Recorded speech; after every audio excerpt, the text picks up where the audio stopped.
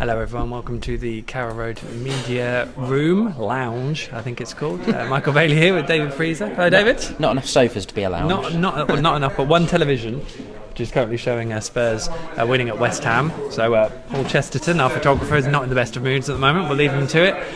We're of course waiting for the team news as Norwich City prepared to take on Bristol City here at Carrow Road. We've had only this morning we were talking about it in depth, wasn't it, Dave?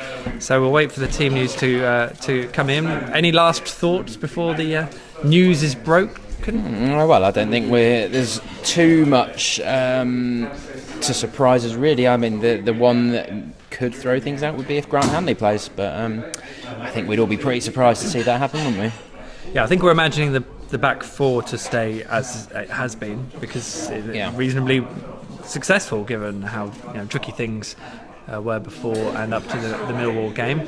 I have been looking at the Bristol City team. They made 9 changes for their 2-0 win over Stoke in midweek, so you would imagine that they will revert back largely to the team that beat Derby 4-1, because that's such a good result, and they did rest a lot of their good their frontline players for the game. Here we go. And here it is. So I can see Gunn, Pinto, Zimmerman, Closer, Stiepermann, so that's the same back three.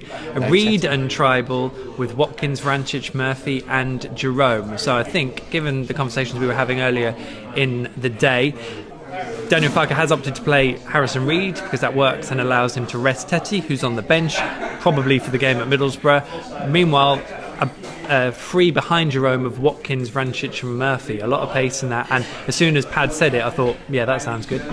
Yeah, so I think that's 2 changes, isn't it? Wes and Husband drop to the bench. Yep, they're both on the bench, and Jerome and Stiepermann come in. So so presumably Marley Watkins has forced his way in by how he played on Tuesday night, and a little bit surprised to see Harrison Reed play, to be honest, but I guess that maybe is because Daniel sees this as sort of a match where they're going head to head, 2 quite similar styles, 2 teams full of confidence, and that he thinks they're going to need to keep hold of the ball more than to destroy the Bristol midfield. So that's a big call. I think it's interesting for Harrison because he had to play that holding midfield role on his own, effectively, while he was playing earlier in the season. And actually him and Tom together at Brentford, albeit not up maybe against too much during that game, they looked quite settled and solid and did a good job. And as you said, the challenge that Norwich have got here against Bristol City probably would suit a Harrison Reed and Tribal holding pair, and it's just the option then of having Alex Tetty fully fit and raring to go up at Middlesbrough, and of course up at Reading as well the following Saturday is a big plus. Certainly with Marley Watkins, he definitely did well up at Brentford. I keep saying up at all these places. Brentford's a bit further south. But he did very well at Brentford, but also did well when he came on at Sheffield United too, and helped relieve a lot of the pressure once he replaced Josh Murphy in that second half. Bristol City team news is in as well, Dave, is it? Yes, so it looks like they are going with Bobby Reed and I'm not going to pronounce this. I haven't worked it out. Dado? I think it's Dado. That sounds about right. So he was a $5 million signing this summer. They'll be up front, and Bobby Reed, of course, the top scorer in the Championship at the moment. Lecco on the wing, he's on loan from West Brom. Brownhill, Corey Smith in central midfield, and Jamie Patterson on the other wing. And then Fielding comes back in goal. Bailey Wright, Adam Flint, Nathan Baker and Joe Bryan, I think it is. So I think they've got a fairly settled back four there, and they're all fairly well recognised Championship performers. Indeed. Aidan Flint, of course, was linked with Norwich during the summer, although as far as I know there wasn't really any bid that ever went in.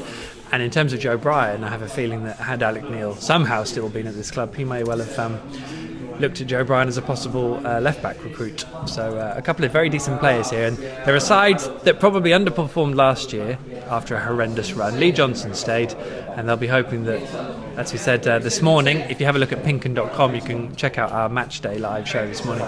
We mentioned the challenge Norwich will face in taking on a Bristol City side that are in form and doing extremely well. Simon Meadows has commented, sound line-up given the opposition should match the likely pace of the game.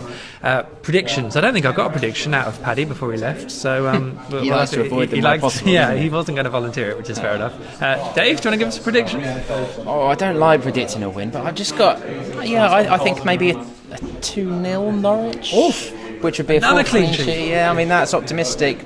Maybe 2-1, but I don't know. It's a tough one to call because they're both in such good form. But Bristol have had so many good results that you'd like to think that maybe the reverse along came Norwich mentality comes into effect at some point. They've only lost 1 of 11 games, so it's about time someone handed them a defeat, isn't it? Well, yeah, that's a fair point. I've seen 2 people have spoken to me this afternoon today to say that they are fearing the fact that they think Norwich will do well today, because that's when they seem to get smacked on the backside. So it could be one of those occasions. We've all been following Norwich for too long, probably. Just to reiterate the bench, which I don't think we went through that, it's McGovern. It's all right, Dave. McGovern, Husband, Houlihan, Vilchert. James Maddison is on the bench, as is Alex Tetty and Grant Hanley. Yeah. And Blog. I don't know who Blog is. Yeah. I think that's from the tweet. So don't forget, PinkUn.com will have full live coverage of the game. Keep track on Twitter and on the Facebook page, and you can get WhatsApp updates as well. Basically, there's no way you can possibly miss the game. We'll deliver you all the best ways to follow it. And of course, all the fallout and reaction from Daniel Farke and co after the game. Just keep checking in at PinkUn.com. Until then, get your predictions. What am I thinking? I think it might be 1-1. That's what I thought earlier. Yeah, so when you said let's it, settle I on thought, that one. 1-1. And if we're wrong in a good way, you can all mock us for it later on. Thanks all for watching, and we'll see you on the other side of the game.